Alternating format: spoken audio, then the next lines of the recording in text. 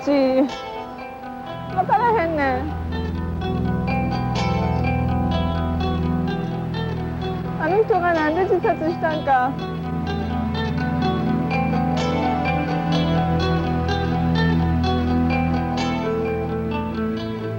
それ考え始めるともうあかんようになんねん。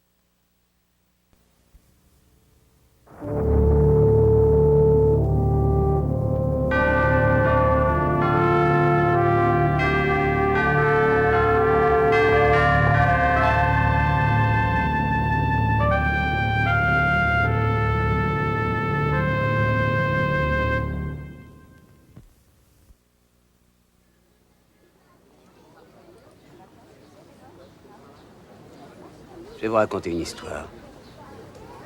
Durant l'hiver 44-45, la ligne Siegfried est enfoncée par les troupes américaines.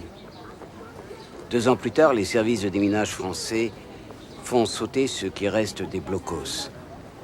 Tout à coup, d'une ouverture dans le sol, sortent des fantômes décharnés, aveugles, avec des barbes immenses.